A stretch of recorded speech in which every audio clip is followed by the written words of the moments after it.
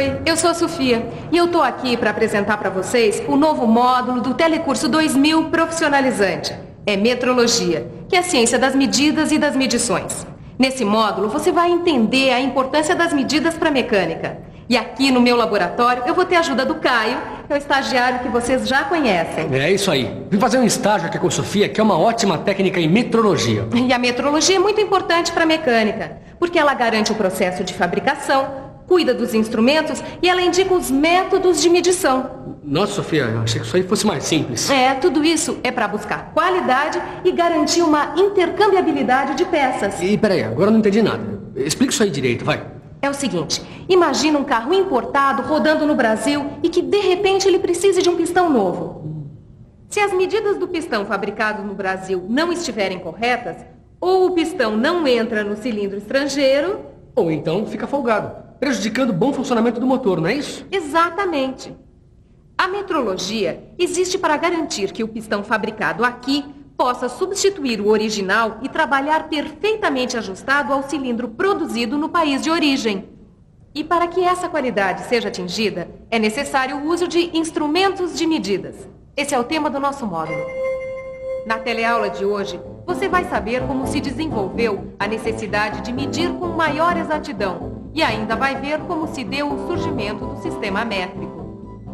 E se você também quer qualidade na medida exata, então fique ligado, porque a nossa primeira teleaula de metrologia já está começando. Vamos lá. Por favor, vocês poderiam medir o comprimento dessa caixa de fósforo usando o dedo polegar? Vai lá, garotão. Quanto dá? Deu mais que 2 polegares. Muito bem, o senhor agora. Não, deu 2 polegares. E agora vamos medir o comprimento daquele carro usando o palmo. Vamos lá? Vamos lá. Vamos ver o que vai dar? Vai, garotão, você primeiro.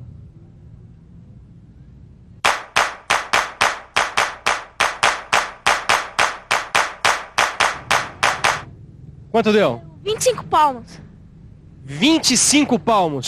Senhor, por favor.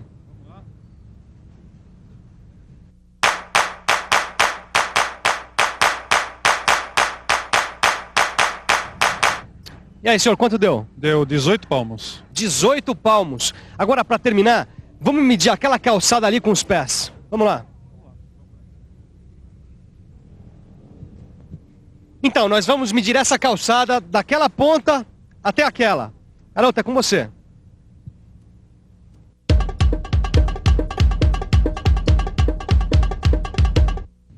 E aí, quanto deu? 25. 25 pés. Senhor, por favor.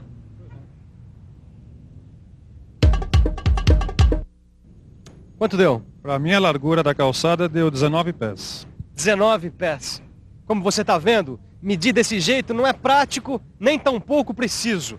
Só que era assim que o homem fazia até há bem pouco tempo atrás. Ele usava o próprio corpo humano como padrão. Foi assim que surgiram a polegada, o palmo, o pé, a jarda, a braça e o passo. Polegada, palmo, o nosso pé, jarda, essa é a braça e o passo. Tá aí.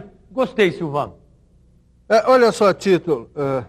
Nesse livro aqui está escrito que nos séculos XV e XVI, os padrões mais usados na Inglaterra para medir o comprimento eram a polegada, o pé, a jarda e a milha. E o mais interessante é que alguns desses padrões são utilizados até hoje. Nós podemos encontrar aí os correspondentes deles em centímetros. Tô vendo aqui sim, ó.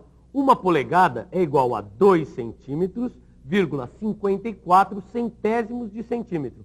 Um pé é igual a 30 centímetros, 48 centésimos de centímetros. E uma jarda é igual a 91 centímetros, 44 centésimos de centímetros. Titão, olha aqui uma coisa.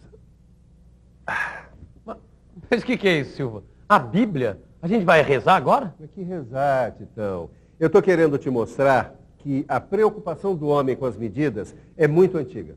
Tão antiga que aqui na Bíblia nós vamos encontrar o primeiro registro de uma medida definida. Não, mas por que foi aparecer uma medida aí na Bíblia? por causa da construção da arca. O Criador mandou que Noé construísse uma arca com certas dimensões, usando como padrão o côvado. O côvado equivale a 3 palmos, o que dá mais ou menos 66 centímetros. Mais ou menos 66 centímetros? Isso é na medida que se apresenta, Sofia? Olha, como cada corpo é diferente do outro, então as medidas deviam variar demais, né? Isso que você está falando, Caio, tem a ver com a padronização. Se a medida do corpo varia de uma pessoa para outra, não existe uma medida oficial. Pois é. Tu já imaginaste como é que seria a mecânica sem medidas padronizadas? Isso nem dá para imaginar. Pois é. Os antigos já tinham percebido isso e, de alguma maneira, eles buscaram um jeito de encontrar essa padronização. Por isso, todas essas unidades eram baseadas no corpo do rei e tinham de ser respeitadas por quem realizasse medições naquele reino. O problema é que, se o rei morresse, mudavam todas as medidas, né? Para evitar problemas assim, os antigos egípcios criaram um padrão único para a medida deles, que era o cúbito. O cúbito era igual à distância do cotovelo à ponta do dedo médio. Mas, de novo, o corpo como referência? Só que, desta vez, ao invés do corpo, eles utilizaram barras de pedra com o mesmo comprimento em suas medições. Foi aí que surgiu o cúbito padrão.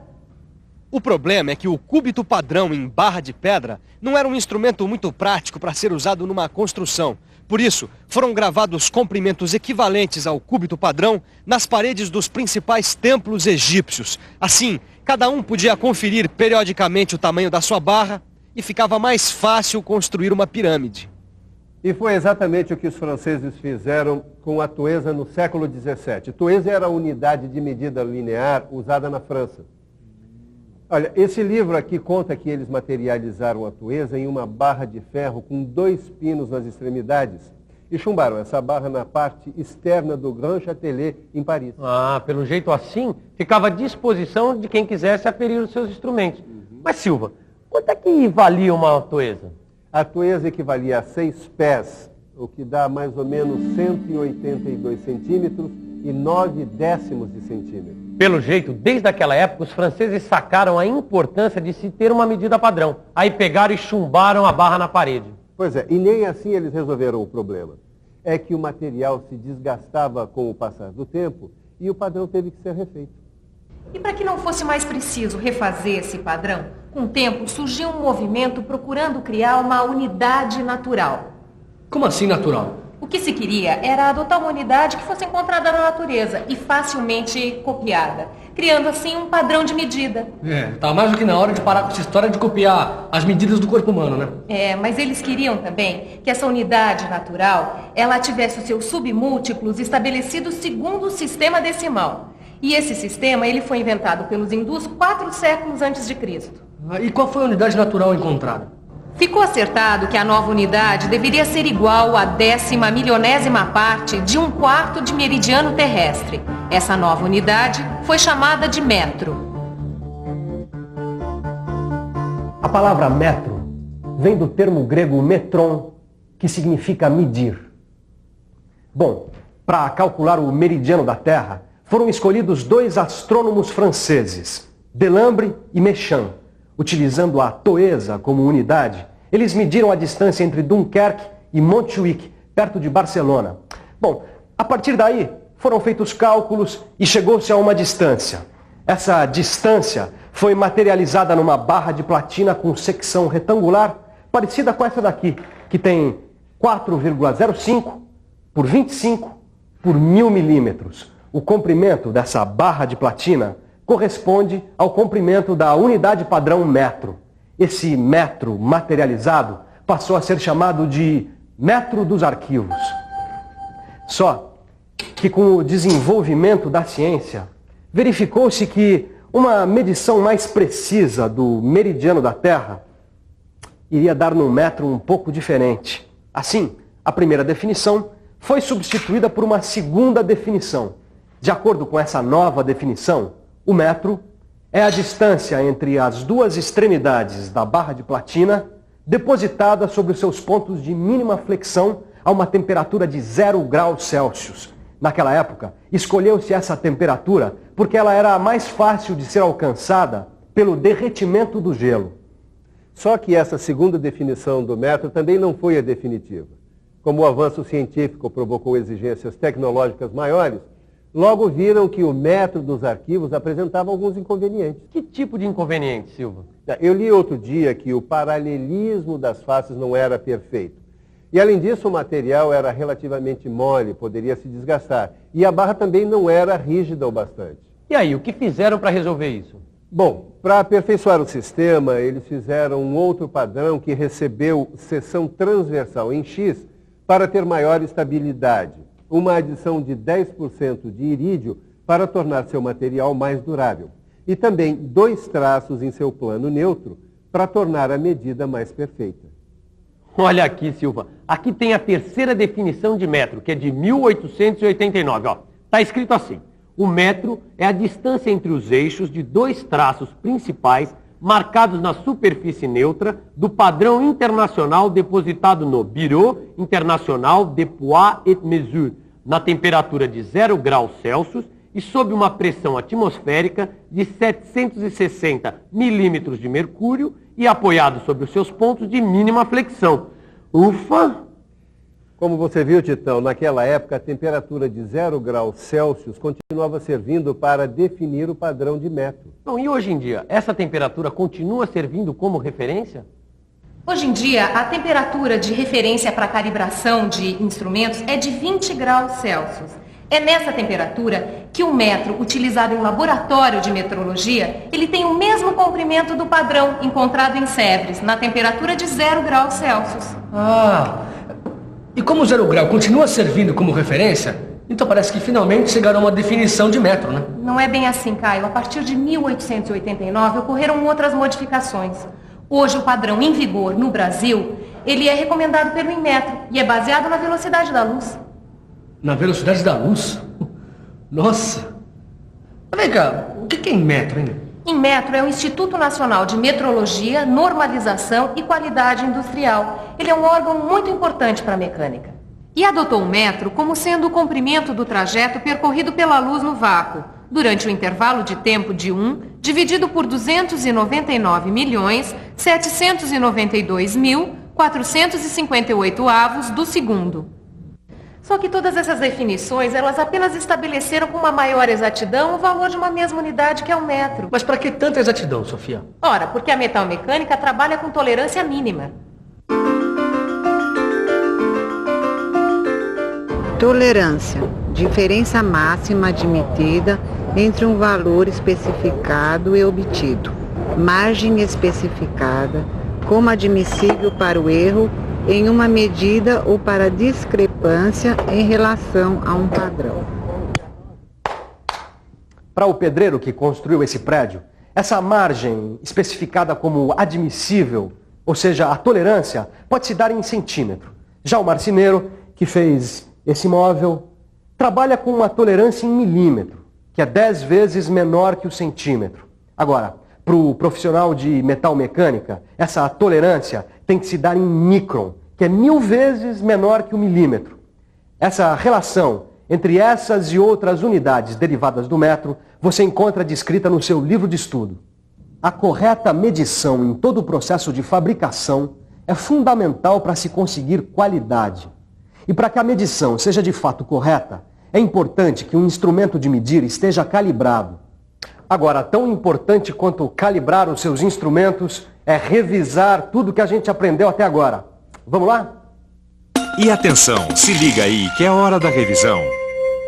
Nesta primeira teleaula do módulo de metrologia, você aprendeu que antigamente as medidas se baseavam no corpo humano e que mais tarde foi adotada uma unidade natural que podia ser facilmente copiada. Essa unidade foi chamada de metro e recebeu diversas definições, como você pôde acompanhar. Na próxima teleaula, você já vai aprender a usar os instrumentos básicos da metrologia. Enquanto isso, faça os exercícios no seu livro de estudos. E até a próxima teleaula. Tchau. Tchau, tchau.